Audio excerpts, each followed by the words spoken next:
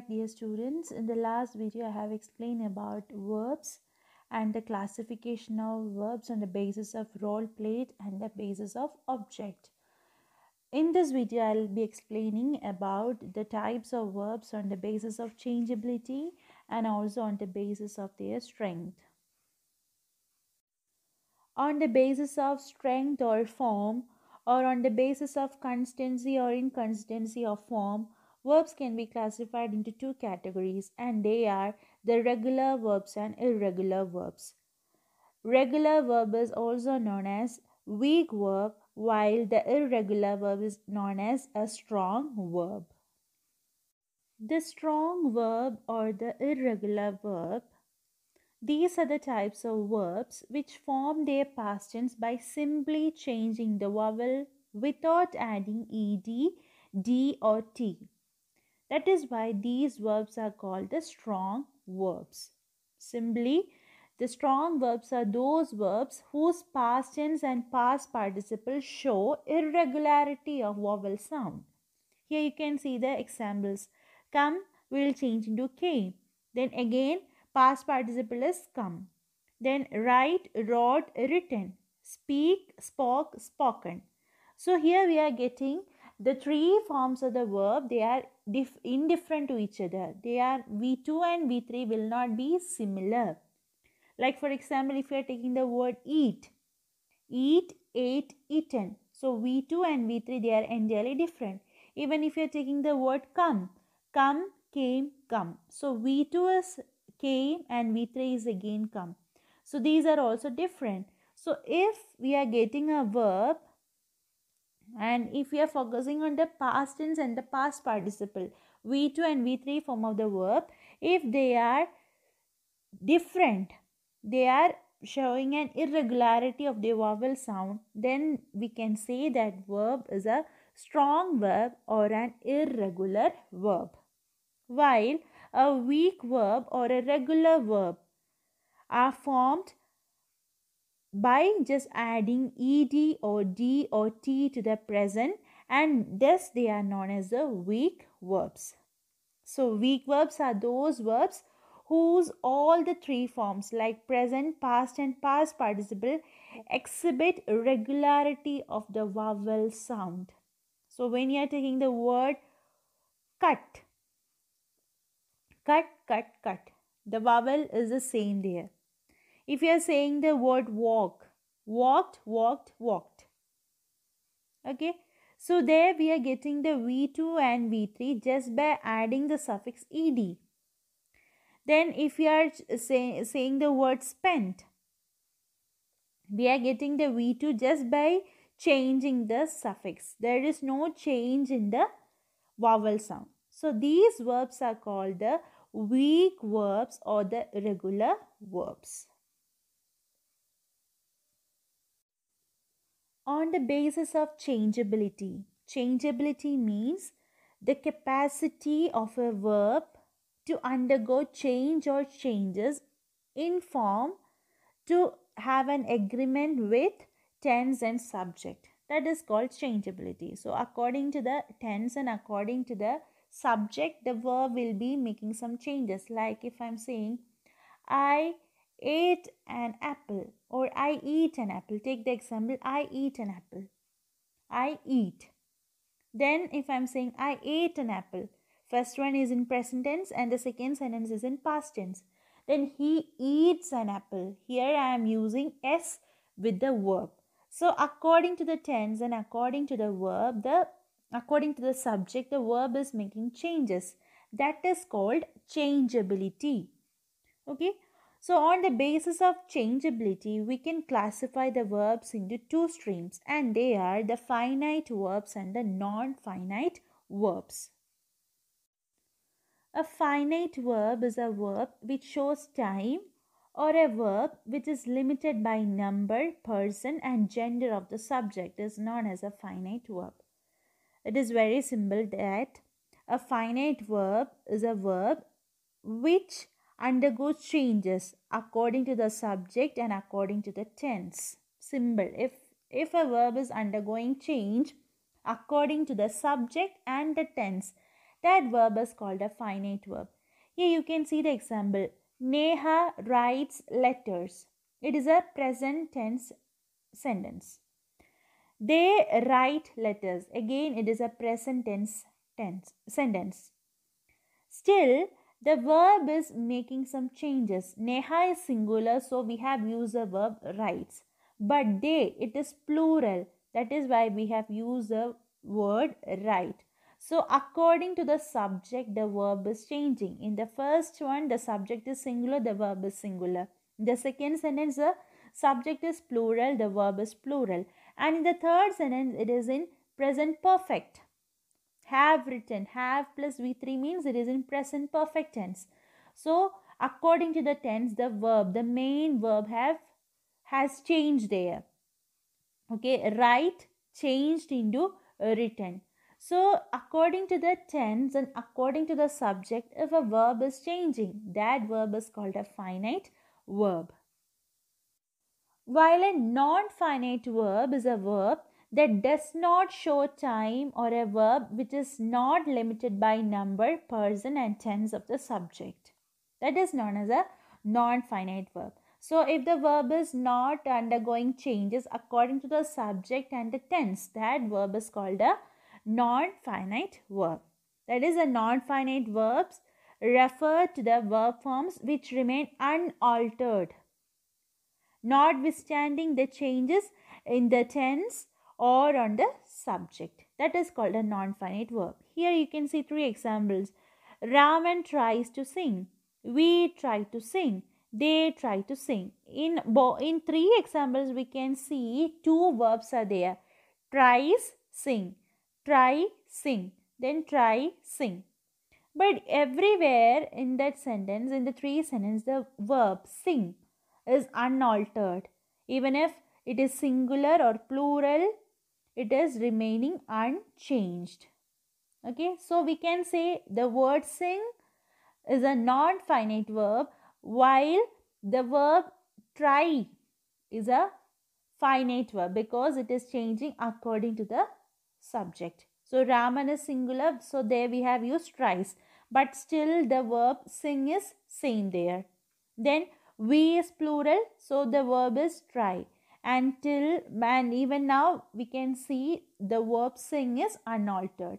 So if the verb is unaltered, it is not undergoing changes according to the tense and subject, that verb is called a non-finite verb. Now we can focus on the types of non-finite verbs. Non-finite verbs are the verbs which remain unaltered or notwithstanding the changes in the tense or the subject. So even if the tense and the subject is changing, the verb will remain unchanged. These types of verbs are called the non-finite verbs. And we can classify the non-finite verbs into three. They are infinitives, gerund and participles. First, we can focus on infinitives. Infinitives means these are the to plus verb form that remain unchanged notwithstanding the changes in the subject or the tense. And sometimes it can be even bare infinitives. Bare infinitives means sometimes the infinitives are used without to. That is called bare infinitives. For example, I am saying, she wants to reach home quickly. She wants to reach home quickly. There we can see two verbs are there, wants and to reach. Next example, they want to reach home quickly. They want to reach home quickly. There, that they is plural. That is why we have used the verb want. Again, the word to reach. It is also a verb, but it is remaining unchanged. Okay. So, if we are seeing a verb along with to, and one more thing is there, whenever we are using the preposition to, after that preposition, the verb will be in V1 form. After to, always we are using the V1 form. Okay. And sometimes we can see there is a bare infinitive. Bare infinitive means without to, the verb will be there and it is unchanged, unaltered. That is called a bare infinitive. For example, he bade me go there.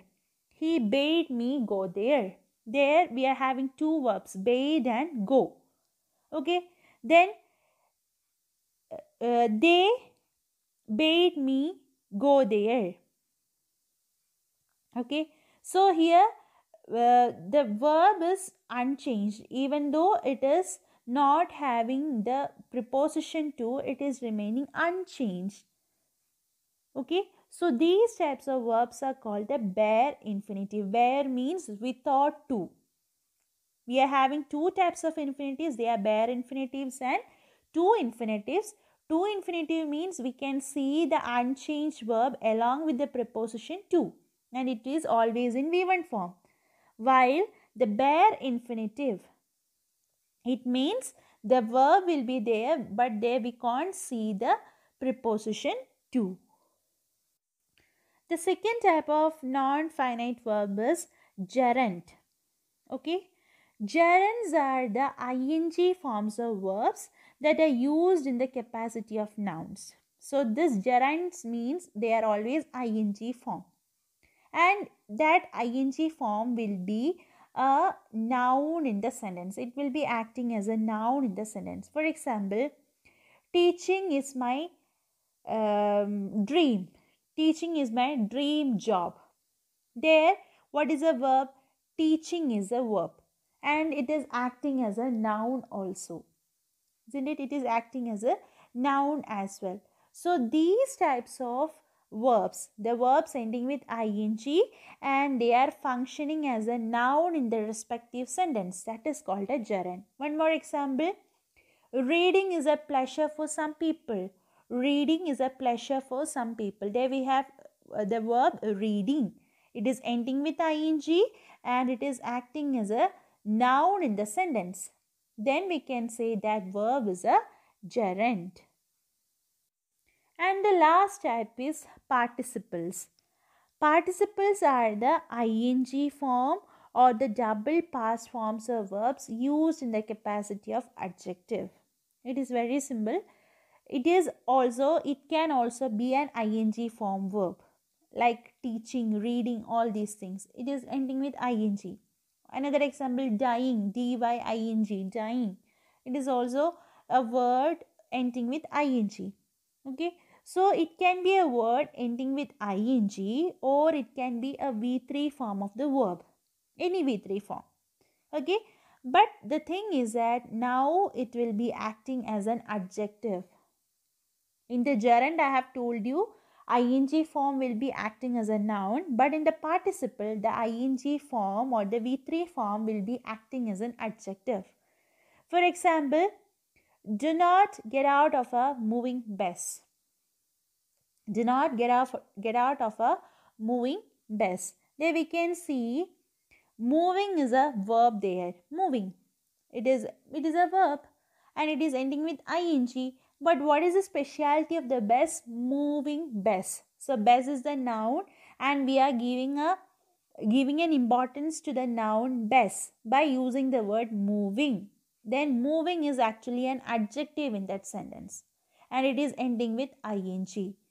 Then we can say that verb is a participle. Another example, the dying man called his sons to him. The dying man called his sons to him. Here, the verb is dying and called. Okay, so if you are focusing on dying, it is ending with ing. And what is the specialty of the man? A dying man. So, dying is actually an adjective in the sentence and it is ending with ing form.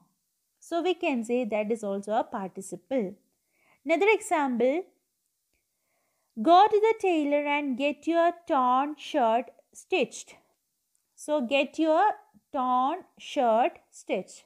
Torn is actually the V3 form of tear. Tear, torn, torn. Okay.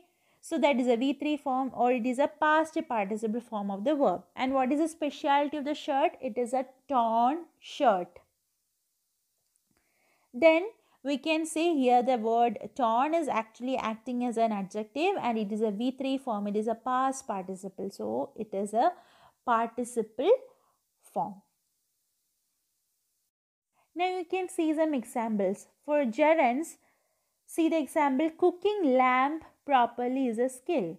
So it is ending with ing, but it is acting as a noun in the sentence. So if the ing form is acting as a noun, then we can say that verb is a gerund. While the participles means it is ending with ing or the past participle form. Add some cooking oil. So what is the specialty of the oil? It is cooking oil. So it is an adjective and it is ending with ing. Then serve the cooked ham. So what is the specialty of ham? It is cooked. That is a V3 form of cook. Cook, cooked, cooked. So if you are having the V3 form or the ing form is acting as an adjective, then that verb is called a participle. And the infinitives are very simple. It will be either to plus V1 form or simply V1 form. It is unchanged, unaltered in any sentence, even if the tense is changing or the subject is changing. That is called an infinitive. So I hope you understood the types of non-finite verbs. The non-finite verbs can be classified into three. They are infinitives, participles and gerund. So I hope you understood the difference between strong verbs and the weak verbs, or the irregular verbs and irregular verbs. Then we have studied about finite verbs and non-finite verbs. Then in non-finite verbs, we have studied about infinitives, participles and gerunds. If you have any doubt regarding any of the things, please feel free to clear it as early as possible. And be always happy and healthy, and enjoy your life at home. Thank you for watching.